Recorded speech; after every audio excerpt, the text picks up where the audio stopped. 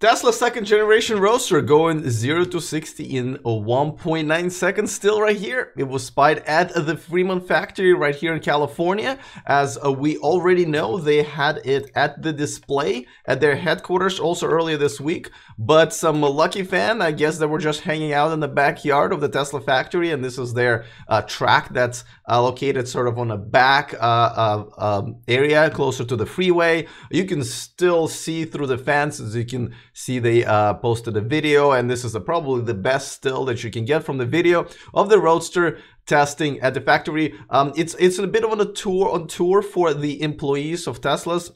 Obviously, very few of them were able to see it at the unveiling event. I was one of the lucky people who were able to see it also, but now it's kind of making its way through here, through the Bay Area, through Tesla headquarters, and now the factory. There is really not much more to say about this, rather than that looks like they're, moving forward with their program. Obviously, it was in a super stealth mode before. Now that they have no problems kind of showing it off out in public, as you remember, there was a picture earlier this year when it kind of looked like it broke down, or at least was kind of pulled over on the side of the road randomly. Somebody took a picture of that. So they're definitely testing it, and now it is here. It is definitely still due in 2020. A long way to go, but nevertheless, it's good to see it. I might just show up there in the next couple of days and see it's still there. It's always exciting to go to the factory here in the Bay Area. By the way, speaking about the Bay Area visits, today I will be hanging out with Car and Bike Show guys from the New Delhi TV. They are visiting and doing a segment on cars, the electric cars. As you know, Indian market is kind of heating up, and it looks like electric cars are going to be making it to India in the next couple of years. I did a separate show on that. By the way, if you live here and you have a Model X or a Model 3 and you want that car to be featured on their show, definitely message me and I will try to arrange that as well. By the way, a quick reminder that this show and this channel is sponsored by Evanex, the aftermarket accessories for Tesla. And of course, they have offered our community here your own discount code that you can find in the description of this video. All right, let's move on to another story that's kind of been on and off this week, but Dyson, the maker of vacuum cleaners and dryers, as you know, they were investing almost $3 billion, between $2 and $3 billion into their electric car program. They want to come up with an electric car. You know, they were talking about this for a long time, as I guess it was in the works for a long time, and the super stealth mode as well. Now they are going public and saying, yes, we're moving forward to it. Now, originally they planned to go straight to the solid state batteries, and that was, something that turned people's heads. But now they're kind of scaling it down. They're saying, you know what? You guys were right. We should just go with the lithium-ion batteries for now while we're developing the solid-state batteries as well. Now, this is actually pretty interesting because, this only tells us that the solid-state batteries are not here just yet. It will probably be 3 to 5 years until we see the very first production car with the solid-state batteries, if that. As you know, Fisker had patented, or at least submitted a patent for their e-motion car to have a solid-state battery, but they ended up actually putting the lithium-ion battery in the one that they unveiled at the CES in January. So it just kind of shows you that it is a ways away. They're also saying they're going to have 3 cars that they want to produce in the next few years. They want to start with the one that's going to have a very low production run, only a few thousand made, and are they going to scale to more and more affordable ones? Sort of what Tesla did originally, and I thought a lot of people are following that as well. So really just definitely a good plan, of course. Is it lame if I buy some of these t-shirts before my Tesla arrives, asks Derek. If you're talking about this shirt, yeah, you can definitely buy one. It's available also in the description of this video, the link. I designed it myself. I think they're kind of funny.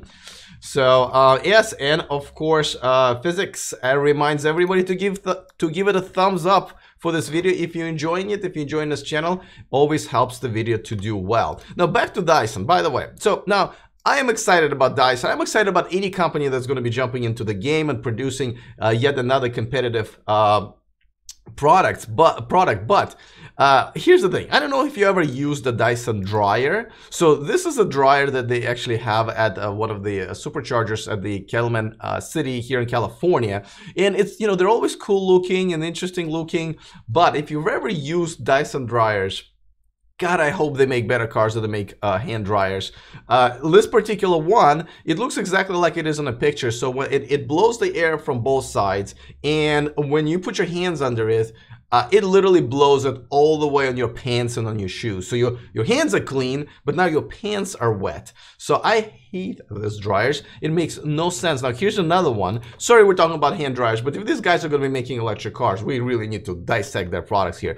This is another one that you see everywhere here in California for sure. Let me know if you've ever seen any of these where you live or where you go to work or whatever. So this is where you stick two hands into this thing and it's blowing really high speed, but then you try not to touch the edges of it because, you know, all the crap from other people's hands are on the edges and hair and everything. And as soon as you touch it, because a lot of times it just kind of wiggles your hands inside of it with a, you know, pressure from the air, then you go back and wash your freaking hands again.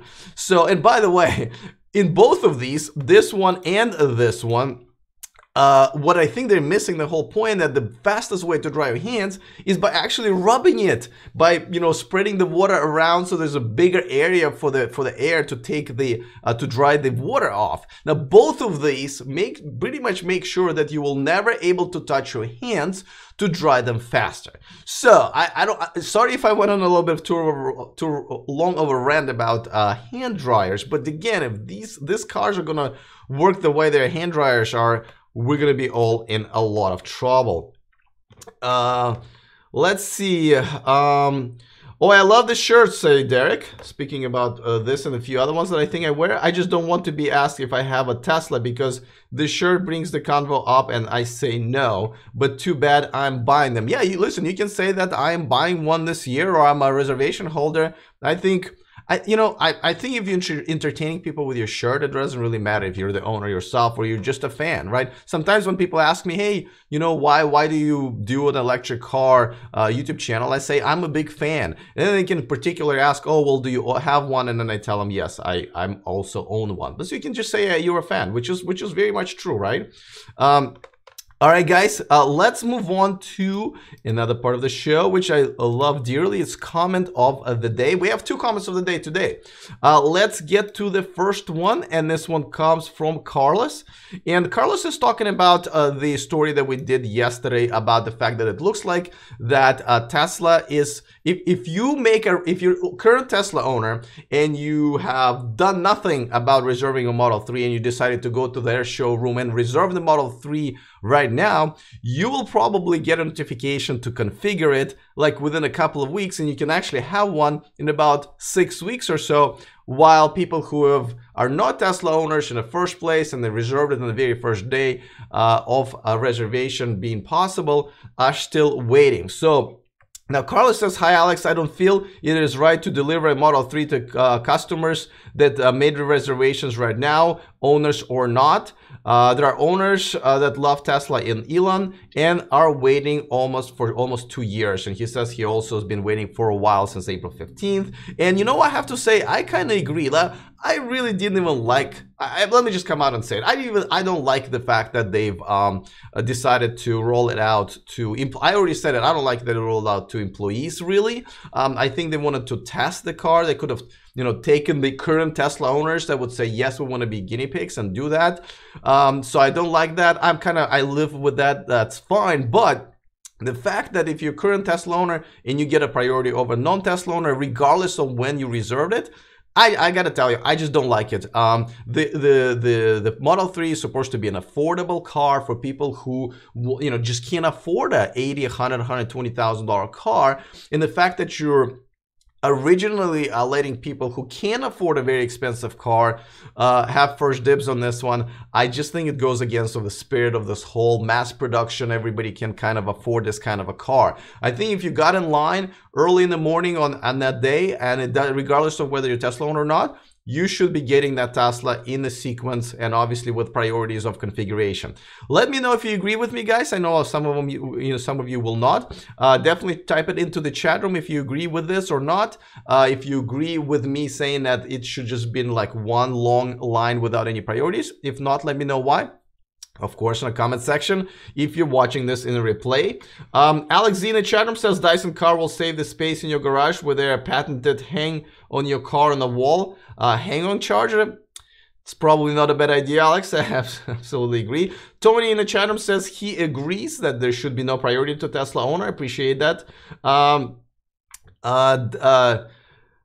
Dyson, I'm assuming, but they also use type Dyson, says Will in the chat room, sells amazing heaters as well. Let's see. Delivering to employees first sounded like continued beta testing to me, says Robert Smith in the chat room. Giving first dibs on the Model 3 to previous Tesla owners, not a great idea. Get some new converse. Absolutely agree. Anton in the chat room says owners should get a limited cut in line, like 3 months of the queue. I think we can all agree on, right, that at this point, that if you're Tesla owners, you really should not get a priority if you didn't bother for an entire year to really reserve it, and you should get into everyone else's queue. Helmut says it made sense at the beginning, but you shouldn't skip in line ordering now. Exactly to my point. I agree with you. I think Tesla Model 3 go to be a really cool electric vehicle in the future. Says a Rob Carr. And Monkey Wright says it's nothing to do with being an owner. It's long range car they need to sell, and at first as they can't make profit. No, agreed. We understand that they need to be selling a high margin, high priced Model 3s right now, but give everybody an equal chance regardless of whether or not you own a Tesla, which really you're originally giving these cars to people who already can afford a more expensive car. So yes, says Istvan. Istvan's this interesting priority order is very fishy. Are they trying to decrease the pre-reservation number? Asks.